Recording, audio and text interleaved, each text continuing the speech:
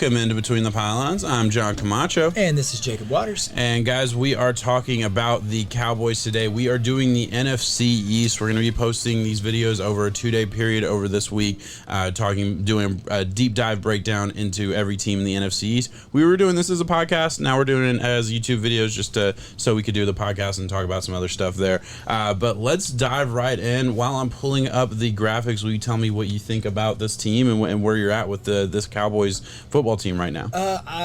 I'm assuming Dak's health, but I know that's going to be the biggest question mark that we talk about Certainly. Going forward here. So, I'll look at it from the defensive side of the ball. Someone's going to have to step up in that secondary for me. I know that's always been a big question. Micah Parsons is going to be flying around the field. I'm sure it's going to be exciting to see. You have DeMarcus Lawrence. You get to see there's a lot of good star power pieces on this team overall. Mm-hmm. And I would say a top 5 potent offense capability in the NFL. And with Dak at the helm, the Cowboys have no reason as to why they shouldn't bounce back and take care of this division as they have year in, year out and try to make a deep run of the playoffs. But I'll tell you why it might not happen like that is because without Dak, we saw this team go into shambles. And I was wrong because in my head, I knew there would be a step down. Mm-hmm. I didn't think it would be as monumental as the 4th round pick that Dak Prescott was whenever it happened. I knew Dak outperformed those expectations for sure, but you get what I'm saying. Yeah. That going into the season, we thought they had one of the best backups in the league. We thought Andy Dalton was a high level backup. And turned out he couldn't really, he couldn't make chicken salad out of chicken shit. He just couldn't. Yeah, he could not. And granted, listen, the offensive line was in shambles, lost some key pieces there. Obviously Dak went down. Zeke took a little bit of a step back last year, which you could also say was because of the offensive line. That is the biggest factor in a running back's performance, but anyway. And then also, the defense didn't help, so you need to score 35 points a game to win. A lot of factors there that I'll give to Andy Dalton's, defense, but at the end of the day, Dak was getting it done, and it does seem like this team revolves around Dak, and I think we have to start there, right? Yeah. The leg injury happened last year, and according to everybody that's said anything about it, that's perfect, and whether I believe that or not, that's fine. But the real issue right now is his lat muscle, his shoulder injury, and it's specifically his lat, which, by the way, that doesn't really happen to quarterbacks. I can't think of, granted, that's a detailed injury. It doesn't really happen to quarterbacks. It's more of a baseball injury, and it's one of those things where when it first happened, the doctor that I listened to I was listening to a podcast, and he was talking about how, this could be as simple as a cortisone shot and he's fine, or it could be something that takes him out for the entire season, and anywhere in the middle. They don't know. The Cowboys have been super cautious with it, but we just don't know what to expect. And honestly, at this point, listen, the Cowboys are saying, he'll be ready for week 1. He'll be ready for week 1. That is the current stance by the Dallas Cowboys. Right now they can say whatever they want. I don't know what's going to happen week 1, and that is certainly the biggest issue with this Cowboys football team right now. We're going to get into the full offseason. We'll get away from that, but that seems like the topic we have to talk about at this moment. Well, because that's the thing that can clip this Cowboys just heel before it ever they don't even have a fighting chance going forward.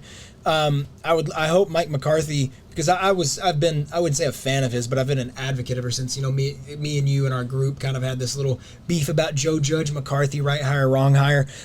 McCarthy has no excuses. Mm-hmm. Even when you lose Dak, yes, there's a little bit of an out right there and you lose all this offensive line, but honestly, that's where a good coach is supposed to still be a good coach. You see it in Tomlin. Yeah, I'm blanking off top. You see it in Sean Payton. That was the other one who's had to Tomlin deal with. Sean Payton you can handle quarterback controversy and still may not be the best winning product out on the field, but you can still put up something that is formidable. And it kind of just felt like they just laid down and gave up a lot last year. Yeah. The big thing, and honestly, I'm going to blame Kellen Mond a whole lot as well. Kellen Moore, the offensive coordinator for the Cowboys that they brought back again, and he has been through both regimes. He was there with Jason Garrett. Thank you.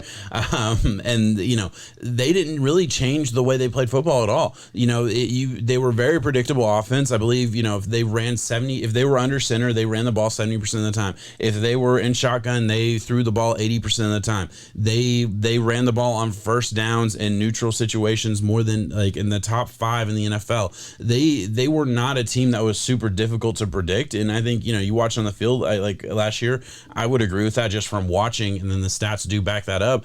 And then on top of that, you have a quarterback that isn't dynamic the way Dak was. It was a rest recipe for success, and it was certainly unfortunate. And listen, I say Kellen Moore like because he was the play caller, but like the head coach is the old. It falls on the head coach at the end of the day. Like there's no other excuse. And yeah, I wasn't big on the McCarthy hire. I thought it was a bad hire. I thought, I thought he let down Aaron Rodgers for a lot of years. And why would you give him the keys to this awesome roster, which it really was last year, and it still is. Granted, injuries happened last year. I'm certainly nervous. I really am. And then they bring back, they bring in Dan Quinn, head coach for the Falcons. And honestly, listen, it's another old head mentality. I watched Dan Quinn for 3 years after they went to the Super Bowl. Didn't want to change a single thing on defense. Just, make it work. Oh, the plays aren't working. Our defense sucks. One of the worst in the NFL. Oh, well, it's the player's fault. It's not my scheme. Couldn't be my scheme at all. I shouldn't have to change anything. The players have to play better. And listen, that's true to an extent. But also, like, if it's not working, it's not working. Yeah, absolutely. You have to be constantly able to adjust and readjust. And the best play callers are that. They are great at adjusting. They're great at changing things up. And so I have questions about the Dan Quinn scheme. I really do. And what he's bringing to the table for the defense. They should be better defensively. They brought in a lot of pieces, and we can get to that. Let's get to that right now. We'll move on.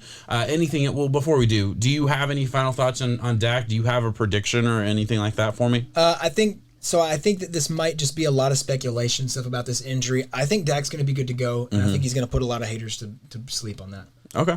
All right, fair enough. It's gonna be good. Fair enough. All right, sounds good. But we'll throw up this graphic for their additions and losses here. Really tried to beef up their defensive tackle. Lost. Nobody really changing the guard. Obviously, their defensive back situation is something that you have to keep an eye on. Trayvon Diggs, I thought played well at the end of the season. Certainly, statistically, statistically they would say he was one of the worst rookie corners in the league last year. But I thought it's hard to get thrown out like that. Yeah, he was put in a really bad situation, and I thought he performed. He looked athletically like he can match up with anybody. I'll put it that way at least.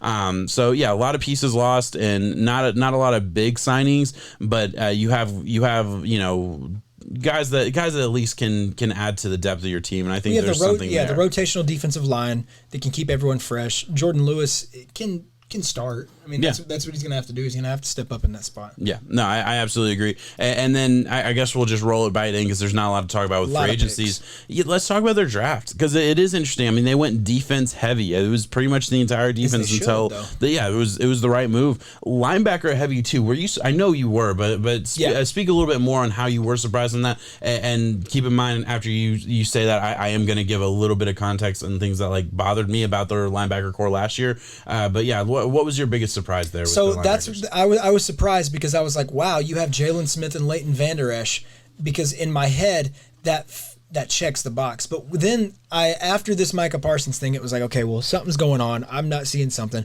Went back and watched. Jalen Smith struggled really, really bad. I think PFF ranked him like 53 out of 64 overall on total linebacker play. He just bit on everything. I think that was the biggest issue for me. He's so much on fire that sometimes you just got to sit back though, and it catches you.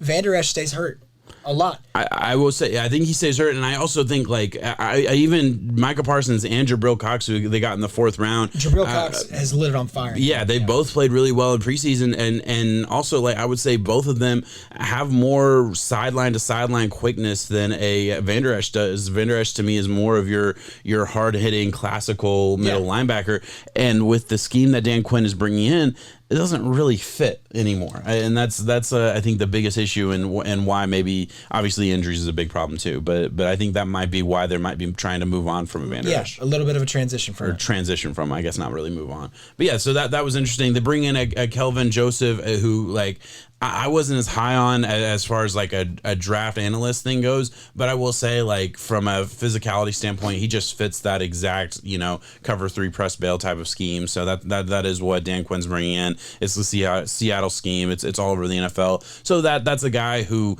I think 7-8 years ago probably drafted like 5th round, 4th round, but now because of how popular that scheme is and how well he fits into it, he gets drafted a lot earlier, and also he's been playing really well in camp. I've heard a lot of good things about him from beat writers and stuff. So not taking anything away from him, but that was certainly a good pick. And then look, man, they had a lot of draft picks. I didn't realize how many picks they had. 3rd and 4th round heavy. Yeah, and again, got another corner in the third, got defensive line. They really put a lot of assets into beefing up this defense, and it was right because they already had the offensive line, they already had the running back, and they already had the wide receivers, and they already had the quarterback. As long as that side can stay healthy, the real thing that you have to worry about is this defense. Yeah, take some shots and see if these guys hit. Yeah, I absolutely agree. The last thing I'll bring up, I'll do the Cowboy key numbers here and just take a look at what our projections are. We're very similar. We think they're going to be right around 8 and 9 wins. We're right at the over-under. Yeah, exactly. We're right there. I am nervous about this. This is the team that, again, I could see them underperform again. Over the last 21 years, I thought this was so interesting. They've covered the over-under, the total season over-under only 7 times in the last 21 years. 33%. That's a lot of high expectations for being America's team than not performing. Exactly, and it makes sense, right? Like everyone's going to be betting on it. They're a very popular team, so yeah, you're going to have to inflate it a little bit. But they're one of like the easy bets in Vegas. Though. Yeah, 33%. So you're getting. I mean, if you can bet anything in Vegas, that's 66%. Like you take it, right? But yeah, just interesting. What are your final thoughts before I guess we hang it up with the Cowboys here? I think that if Dak can survive this year and get through it and only survive with health intact, I hope that he is good to go. He's had a lot of controversy, not even hardship. How about that? Just hardships to work through. Yeah. And kind of sets a chip on your shoulder. And at one point where I really wasn't that big of a Cowboy guy or even a Dak guy when it comes to supporting overall, he's very talented. And I hope that it's good to go.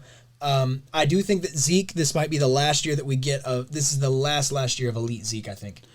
Yeah, Some people may even say it's gone. Yeah, so we are going to disagree on this. I think we've already seen it. I think I've already seen the last year of elite Zeke. I think this is the year where everyone drafts him way too early. Even if he's going like second round, third round, I think it's gonna wheels are gonna fall off. He's first. I'm targeting Tony Pollard. I am. I think Tony Pollard statistically he outperformed him in a lot of key areas. He did specifically men in the box and without Dak and all these other things. And I'm not gonna get into that right now. Zeke is obviously still the better back as of right now. But the other thing that bothered me, and this might be a small thing, but for Zeke, the report just came out that he's lost some weight. Yeah. And I guess to be he's a little bit faster. I don't like that. I like for a running back, I feel like that's always like I feel like that's always what I hear from the running back right before he has a bad season is like, oh, he lost weight, he trimmed down. Why do you want a guy who gets into a car crash every 5 minutes on the field to trim down? Like I get that, but if he could be a little more cut and lean, because it was always the feed Zeke mentality. I never doubted his quickness though watching him. We've seen good Zeke. So, I mean, you're right in saying I didn't think he needed to do that. But, if he could get maybe it's something in his head that just lets him know that last year wasn't it. And he needed to shed some stuff. He made some moves, and hopefully it works out for him. Again, I'm not hating on Zeke. Zeke has been a ton of fun to watch in his career, and you hope it doesn't end the way it ends with really just one playoff appearance and a lot of just fizzling out. And then go be a journeyman running back. Exactly. Like you don't want to see that for him. And maybe he is the guy who breaks the mold and lasts longer than the 6 years that usually you see rookie running backs last. Like it's usually a 6-year deal. Also, I think he has 5 more years on that contract. He's going to be in Dallas for a long time. What a dumb contract that was for Dallas. Really dumb. I don't get that one. I couldn't put him past 3 more years of of serviceable stuff. Of good play. Yeah. just because that's how fast this position changes over. I mean, look, Zeke is by far better than Tony Pollard, but at a certain point when you look at dollars versus Tony Pollard's younger. He's younger. He can be just as twitchy at times, and you have that ability. And then there's always a guy behind Tony Pollard in the draft next year who could just fresh legs up. That's what happens. Don't draft a running back early, boys. Last thing I want to talk about is their schedule. I think one of the bigger reasons why I haven't them getting as many wins as they do, they have the 6th easiest schedule in the NFL, and we'll just take a quick look at that right now, just because I don't feel as high on them as my record. I'm not shows. either, but when you're going down that schedule though, even if you're keeping a bad thought of Dallas in your head, it's like I'm gonna try to give them that loss every time I can. There's only so many. There's only so many. I can still, just looking at it, I'm still getting to about half the games. They have a real good chance of winning. And granted, they're in the easiest division in the league right now. I don't think a lot of us feel really strongly about the Eagles. A lot of us don't feel really strongly about the Giants. I am kind of high on Washington, to be honest, but yeah, there's a lot of winnable games. I still think there. They split with that. Yeah, fair. I mean, it's a division rival. You certainly can expect that. All right, I guess that's it. We will we'll close it out there. If you're interested in any other teams any other teams in the NFL to do a breakdown, we're doing every single team. If we haven't done it yet, we will. So subscribe for that. Thank you so much for watching. Like, subscribe, all that good stuff. Let us know in the comments what you are expecting from the Dallas Cowboys this year, and we will be back shortly. 7. Peace.